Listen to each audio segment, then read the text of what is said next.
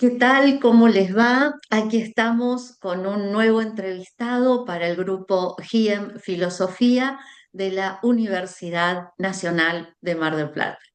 En este caso es una persona muy querida por mí, el doctor Alexander Fidora, con quien, bueno, nos une no solo una extensa amistad, sino unas cuestiones académicas que para mí han sido muy importantes porque en un momento bastante difícil, él, por suerte, dirigió mi tesis doctoral, a quien le agradezco muchísimo todo el trabajo que hemos realizado también en forma conjunta. Así que, querido Alexander, es un placer enorme que estés aquí compartiendo este espacio.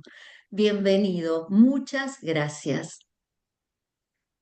Muchas gracias a ti, Susana. Estoy contento de estar en este plató que ya se ha convertido en una referencia por lo que veo con más de 30 entrevistas y es un honor pues sumarme a esta iniciativa que has empezado y que estás llevando con tanto éxito desde hace tiempo ya.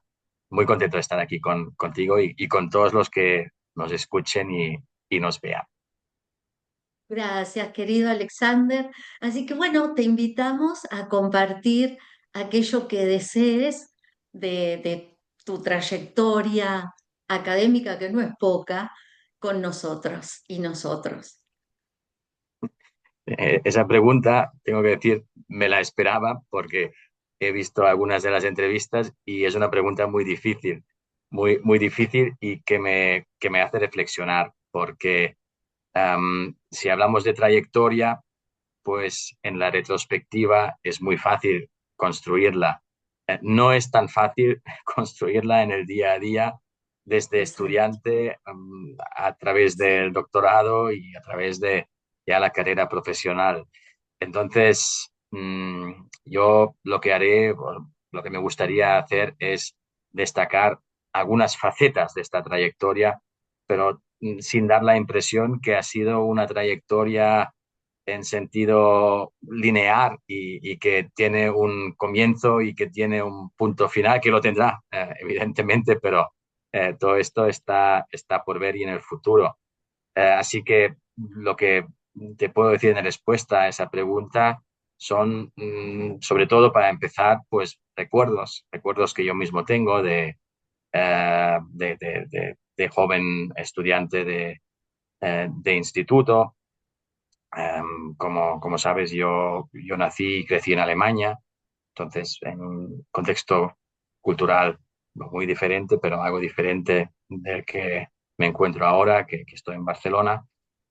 Y en aquel entonces, en los institutos de Alemania, de mi región, filosofía no era una asignatura que estuviera en los currícula, sino que era algo que aparecía de tanto en tanto, y me acuerdo, en los cursos de religión, en historia del arte, en literatura alemana, evidentemente, que está muy relacionada con la tradición filosófica a partir de cierto momento, en el romanticismo sobre todo, ¿no? Romanticismo e idealismo que literatura y filosofía pues son casi imposibles de estudiar una sin la otra.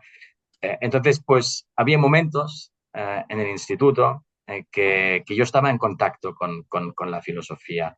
Y esos momentos para mí eran preciosos y los recuerdo con muchísimo cariño, pero también recuerdo que tenía cierta insatisfacción al no poderme volcar de pleno en el tema, porque en religión católica pues leíamos de tanto en tanto algún fragmento filosófico, en historia del arte pues salía de tanto en tanto alguna cuestión filosófica, pero nunca tuve yo un espacio realmente dedicado a la filosofía. Y yo notaba que era un tema que me interesaba mucho, que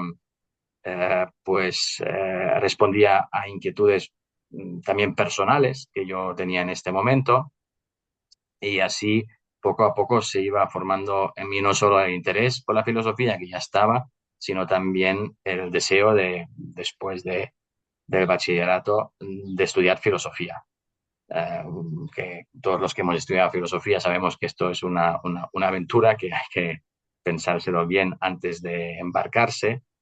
Pero yo pues decidí de comenzar los estudios de filosofía en la Universidad de Frankfurt, de donde soy oriundo, y ahí pues pasé varios años hasta el doctorado incluido, dedicándome a la filosofía, a estudiar la filosofía, más bien tendría que decir, ¿no? Porque yo a veces cuando me preguntan cuál es la profesión, y yo debo insistir, y creo que justamente que lo que yo estoy haciendo es sobre todo historia de filosofía, aunque todos los que hemos pasado por Hegel sabemos que historia de filosofía y el filosofar mismo son dos actividades que van de la mano.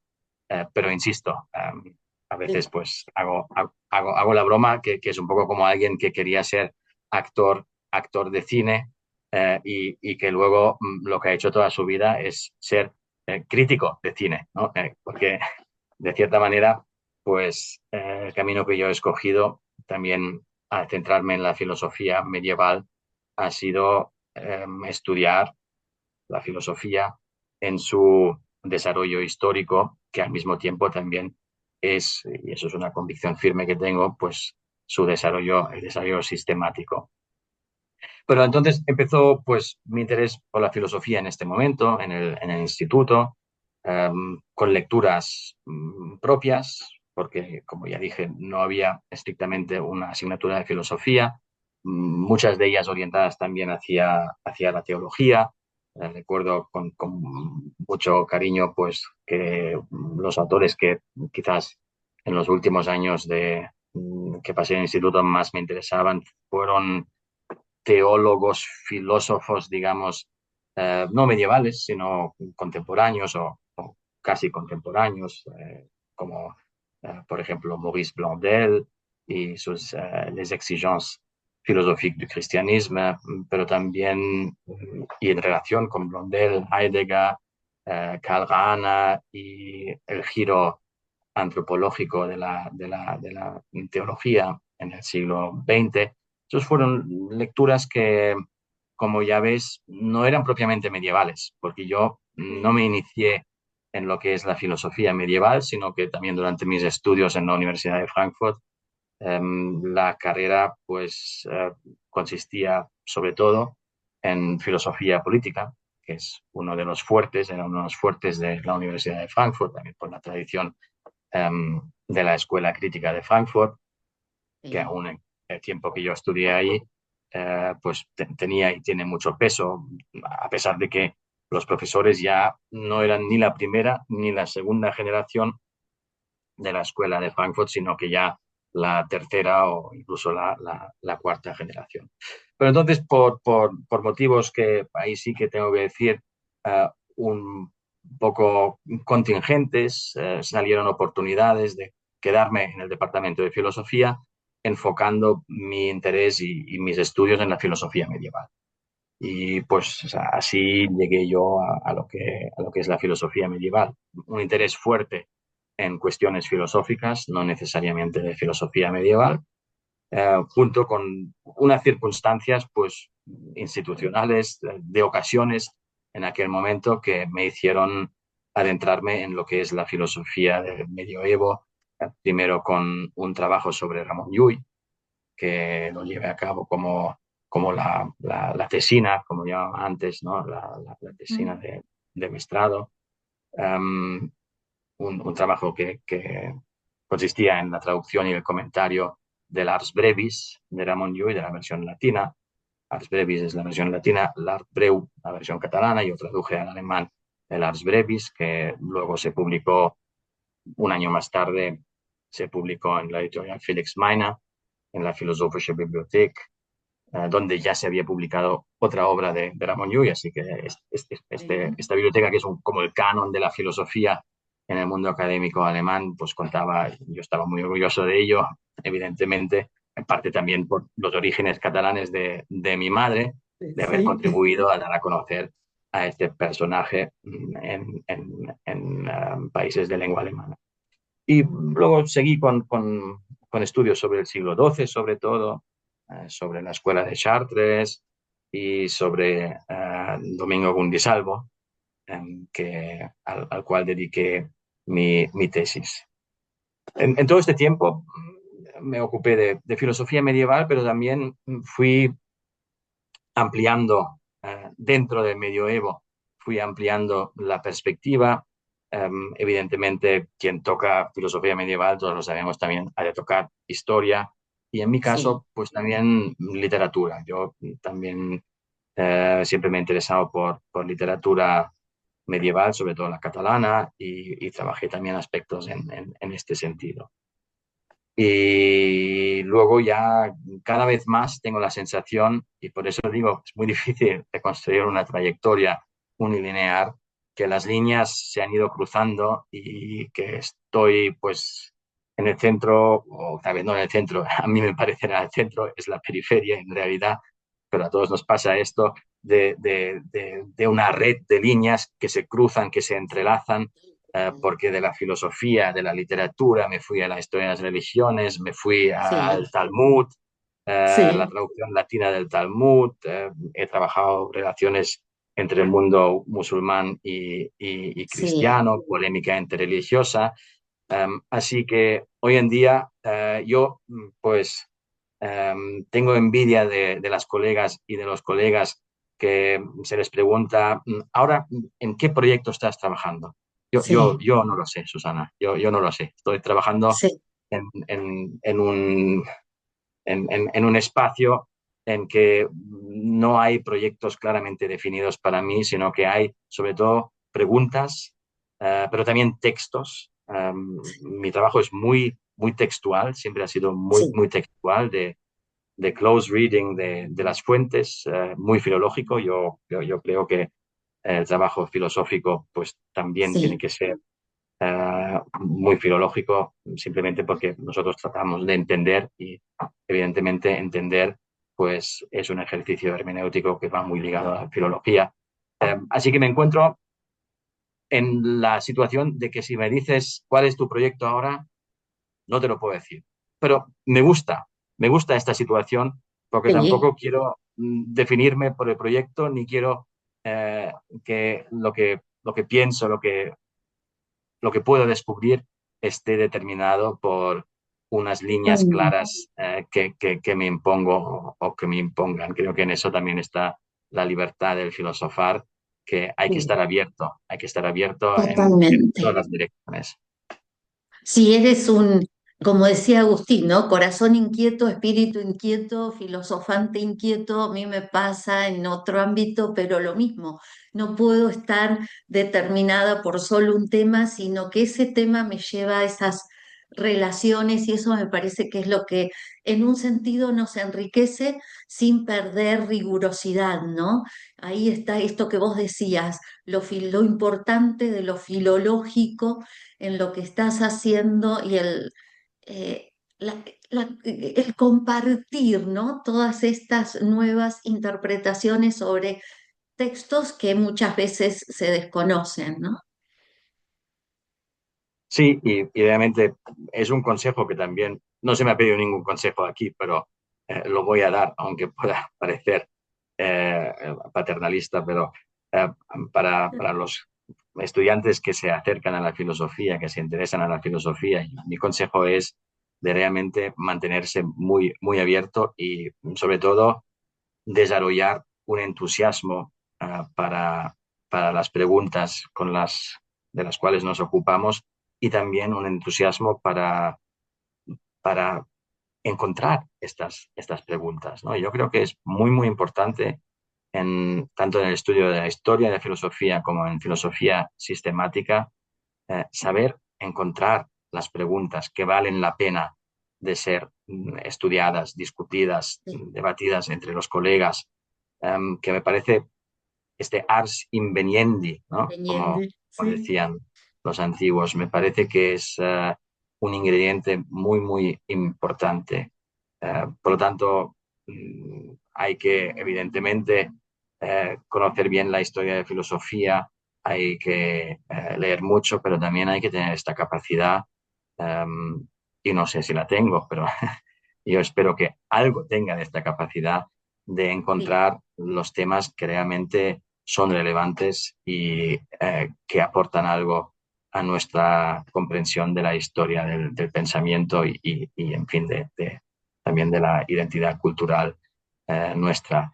Así que un consejo muy importante es esto, trabajar en una capacidad no solo de responder a preguntas, que parece que es lo que tengamos que hacer, sino de formular preguntas realmente valuosas, porque contestarlas ya es otro negocio y muchas veces nos damos cuenta que al final pues podemos aportar mucho a elucidar esas preguntas, a iluminar esas preguntas, pero que quizás la respuesta definitiva tampoco nos la podemos dar. Por claro, eso me parece tan importante, sobre sí, todo, ser capaz de generar preguntas significativas, porque hoy en día hay muchas preguntas que corren, pero sí, pocas son significativas, creo.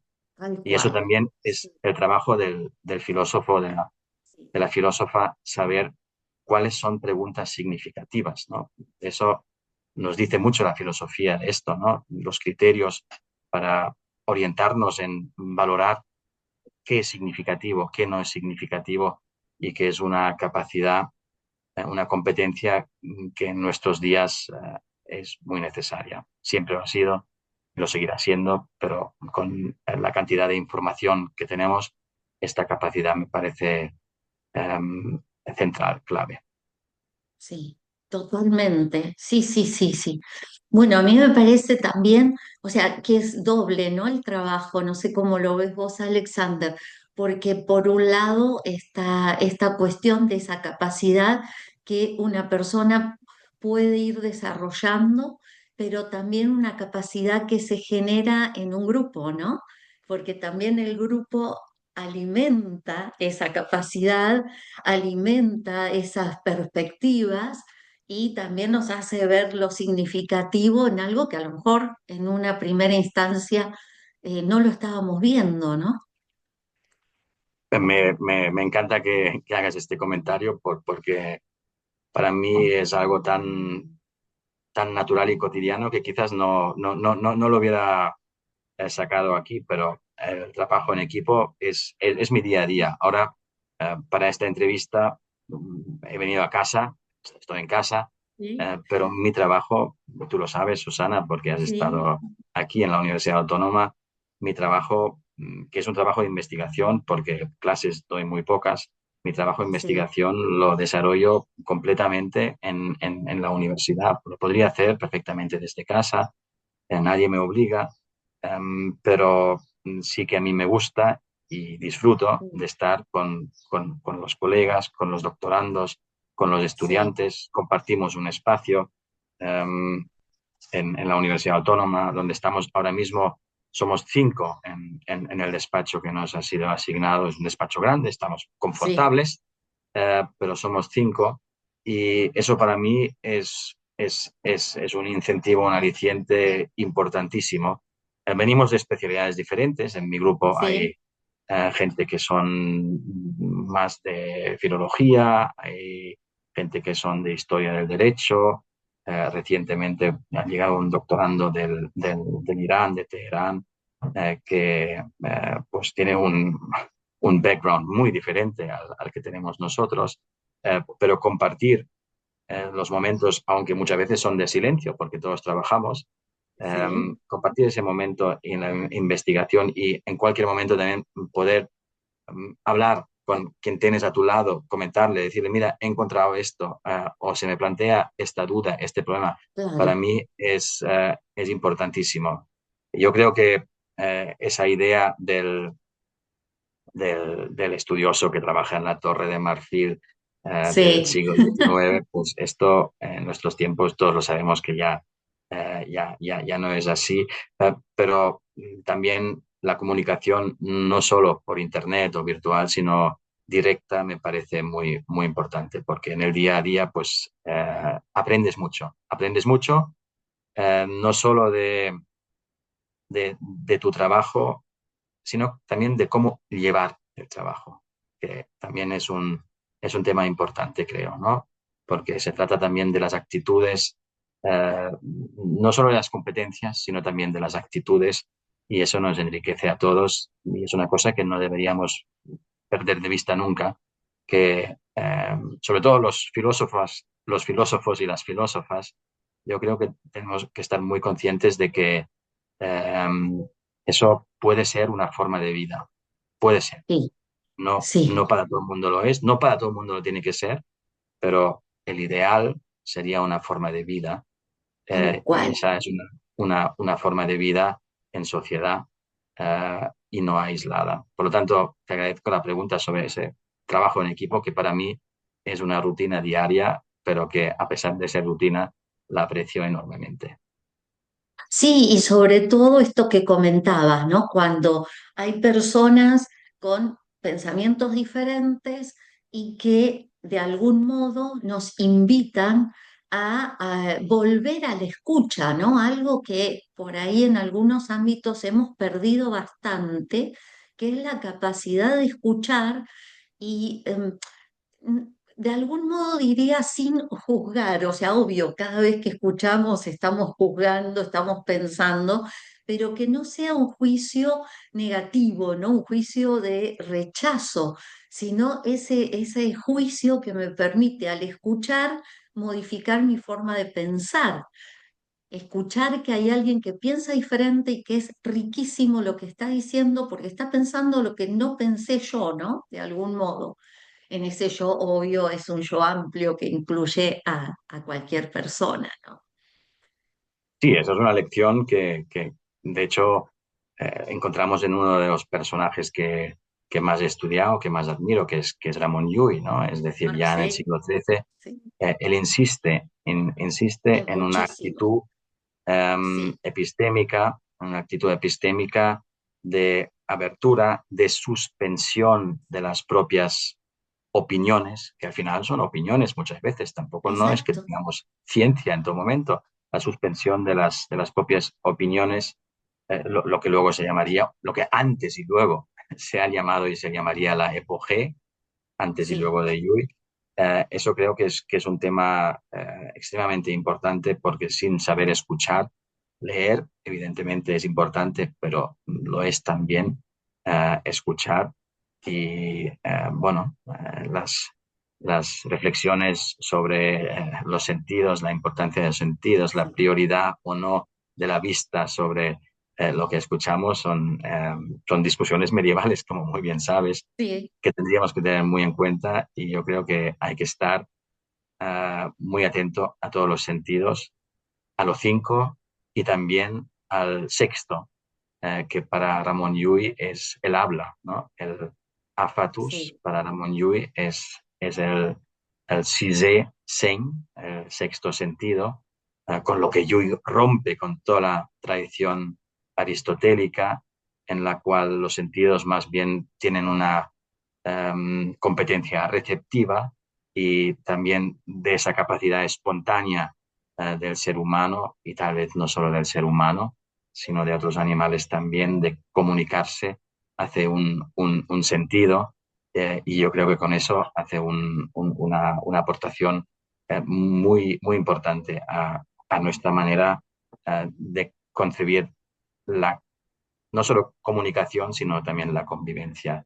Nosotros también tenemos que ser comunicadores, ¿no? Las exacto. filósofas y los filósofos tenemos que ser también comunicadores. Eso no quiere decir vender lo que, lo que sabemos, Claro, ¿no? tal Eh, cual. pero sí que tenemos que Compartir, ser sí, capaces de hacerlo llegar de la mejor manera a un público, para que exacto. también entiendan, y eso es una misión muy importante y una responsabilidad muy importante que tenemos en estos momentos, para que entiendan el porqué de nuestra labor y el porqué de la investigación histórica en filosofía, que a veces pues parece que es difícil um, de explicar, pero yo creo que este esfuerzo hay que hacerlo continuamente. Sí, yo estaba pensando, porque, bueno, sabes que también he sido o sigo siendo lectora del Yule porque me gusta mucho, pero una de las cosas que más me impactó del Yule fue cuando se dirigió a los musulmanes y les dijo que no iba con el libro sagrado, porque si no la respuesta ya estaba dada, sino a pedir argumentaciones y a ver quién tenía esa razón, porque si Dios es uno y tiene estas diferentes formas de manifestarse, no tenían por qué luchar, sino encontrar esos puntos en común desde la racionalidad, desde la discursividad, pero no con un libro sagrado en la mano. Y eso siempre me quedó muy en mí, porque me parece que pasa por ahí la instancia de la conversación, la apertura al otro, ¿no? Y que no solo uno tiene razón, sino que el otro también tiene sus razones muy válidas. Sí, Yui, en eso yo creo que es un autor y tal vez en otras facetas también muy moderno, pero él sí que al menos en su obra teórica concibe la comunicación como un proceso de estricta reciprocidad, ¿no? Es decir, la discursividad que acabas de mencionar es un discurso recíproco en todo momento. No es un discurso que intenta adoctrinar, sino que, como tú Exacto. dices, Yui se pone a disposición de sus interlocutores en todos los momentos, sea en la Europa cristiana o en el norte de África, donde viajó varias veces. Se pone a disposición, va al mercado, a la plaza del mercado, ¿no? Es decir, a un espacio público, ¿no? También eso es, creo, un Sí, concepto importante y a estudiar cómo se genera en el medioevo y a través de la filosofía, creo, lo que es el espacio público. Y en este espacio público, pues invita a razonar, según unas reglas que sí que hay que decir que las ha ideado él, pero que él cree, sí, como has dicho, que son unas reglas universales, pero lo que hace es invitar a participar de un discurso en condiciones de reciprocidad. Y eso creo que es un concepto que no ha perdido nada de actualidad, al contrario, vemos, por desgracia, en esos momentos en el mundo muchísimas situaciones de sí. una asimetría del poder Mm.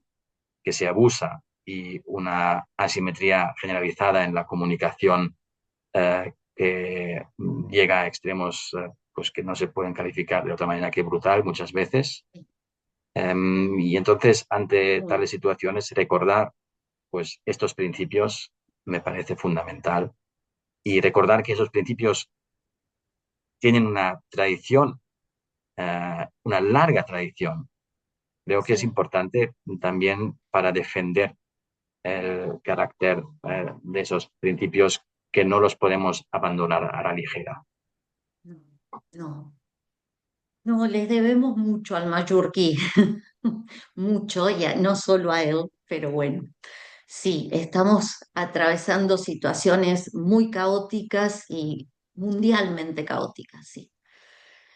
A ver cuando empezamos a escucharnos un poco, por eso este espacio también sirve para eso, para escucharnos desde todos nuestros puntos de vista, en lo posible. Sí, pero creo que con eso, con tu iniciativa, realmente pues contribuyes, ¿no? Y que ahora nos encontremos, pues a pesar de que estemos en continentes diferentes, estamos, yo veo, en la misma línea y eso es muy bueno de constatarlo también, ¿no? Que hay un consenso muy amplio y ese consenso yo creo que las filósofas y los filósofos, pues somos parte de quienes hacemos posible este consenso o que tenemos que aportar, si más no, pues nuestra parte a este consenso. Y esto es posible desde cualquier perspectiva de la historia de filosofía, tanto la medieval como otras. Y nosotros Sí, pues lo hacemos desde la filosofía medieval, que es especialmente rica y hemos aludido a ello, en tanto que la filosofía medieval también ha vivido conflictos entre sí, culturas, entre religiones y ha sí, tenido que desarrollar pues lo que son, estrategias intelectuales para eh, gestionar esos conflictos y también para establecer criterios de cómo gestionarlos, ¿no? Yo creo que Sí. la, la orientación normativa es muy importante y en la medida que desde nuestro pequeño campo podamos contribuir a ello, me parece que estamos obligados a hacerlo. Yo pienso que sí, que es un... No todas las personas obviamente lo hacen, en la filosofía pasa lo que pasa en otras disciplinas, pero en líneas generales la mayoría, afortunadamente, o lo que me parece a mí que puede ser una mayoría, estamos abocados a ello, ¿no? A mostrar estas perspectivas, estas líneas discursivas de estos siglos que ha sido tan rico y que ha sido tan conflictivo, ¿no? A su vez conviviente y conflictivo, ¿no? Porque también hubo mucha convivencia, mucha aceptación, mucha comprensión. Cierto, cierto, eso es cierto y eso hay que también valorarlo positivamente. No, no me gustaría dar aquí una imagen de catastrofista, de defetista, No, sino que creo que tenemos que tomar pues las responsabilidades y también los desafíos con alegría, porque así es como avanzaremos y así también contagiar, ¿no? El entusiasmo exacto, que tenemos por la filosofía y la filosofía medieval en particular a nuevas generaciones que puedan seguir por ese camino y no solo seguir por ese camino, sino también y sobre todo creo abrir nuevos caminos. Yo exacto, abrir insisto nuevos. en que hay que aprender a hacer preguntas de relevancia, ¿no? Porque las ideas nuevas salen en el momento que hacemos preguntas que tal vez no se han preguntado hasta ahora o no se han Exacto, preguntado de esta forma. Y los textos medievales pueden ser un laboratorio excelente para formular estas nuevas preguntas con textos que ya llevan ahí un cierto tiempo, que se consideran canónicos, pero que probablemente aún no han revelado todo el sentido, todo el peso de lo que nos pueden enseñar. Pero insisto, sí, hay que saber preguntar y eso también sí, requiere valor, pero también a veces una cierta ingenuidad, ¿no? Ninguna pregunta es estúpida, sino que no, creo tal cual, que hay que atreverse. Y eso lo sí, digo nuevamente, no solo para quienes se están interesando por la filosofía, también lo digo para los veteranos, que exacto, no tengamos miedo de hacer preguntas y de salir también un poco de los caminos convencionales de lo que se ha hecho hasta ahora, sí, eh, que sí, siempre que podamos cruzar fronteras, yo creo sí, que en todos los sentidos cruzar fronteras de ideas, pero también políticas, geográficas, yo creo que nos enriquece enormemente. Y yo, de alguna manera, pues en mi trabajo, para volver un poco a centrar en lo que yo he sí, estudiado, pues he intentado, pues, estando en la filosofía, salir de ella, volver a ella y entrelazar diferentes campos y establecer diálogos con colegas en otras disciplinas y eso pues me ha resultado enormemente gratificante y lo recomiendo mucho. También hacer un paso hacia otras disciplinas y luego para volver más fuerte a nuestro propio campo de trabajo y poder incorporar nuevas perspectivas, nuevas maneras de hacer también, y así pues llevar adelante la investigación en filosofía medieval de una manera que contribuya de manera positiva también a cuestiones sistemáticas actuales y al desarrollo del pensamiento en general. totalmente de acuerdo. Ay, querido Alexander, yo te agradezco muchísimo, muchísimo este espacio. Nos quedan 2 minutos. Este, no tengo más que palabras de agradecimiento. Me gustó esto que hemos dialogado, estos temas que hemos abordado que son sumamente relevantes en este momento histórico también que estamos atravesando. Así que te dejo estos 2 minutos para vos. Yo, de hecho, me parece que he dicho mucho ya y para no ¿No? monopolizar, pero es una entrevista, entonces, pues, de alguna manera tampoco puedo evadir esa responsabilidad, pero más bien me gustaría invitar eh, que quienes nos escuchen, si tienen alguna pregunta, algún comentario, ahora no, porque eso se va a emitir, pues, se va a subir más tarde. Pero que no sean tímidos, que no sean tímidas y que Exacto. quiera preguntar alguna cosa, yo estoy encantado de recibir algún email, algún mensaje y Bien. también estar en diálogo, Susana, no solo contigo, que me ha encantado, sino también abrir nuevas ventanas de diálogo Sí. con colegas y estudiantes que les haya interesado, que tengan alguna observación a hacer, que quieran saber más de mi trabajo. No he entrado en detalles de lo que estoy estudiando porque me parece que esto ya a quien le interesa pues puede fácilmente acceder. Eh, y también, como acabo de decir, y con eso pues ya dejo de hablar, pues entrar en contacto conmigo, que es lo que se trata. Eso es una primera toma, es una plataforma para entrar en contacto, entiendo yo, y que a quienes quieran pues que hagan uso de esta oportunidad, yo estaré encantado. Gracias, Alexander, porque la idea nuestra también es en algún momento realizar una reunión con algunas de las personas entrevistadas de a poco, con las personas que miran las entrevistas y que están suscritas al canal. Así que en algún momento haremos eso también. Y bueno, cualquier cosa le pasaremos tu mail a quien le interese. Muy bien, veo que ya con mis propuestas llego tarde porque todo lo tenéis pensado ya. No hay nada Más o nuevo menos, por ¿eh? eso. Pero me alegra porque creo que es la manera correcta y más Sí. provechosa de continuar también ese formato en otro nivel. Muchas gracias, Susana. Gracias, gracias a vos. Mil gracias. Un abrazo gigante. Gracias. Un abrazo.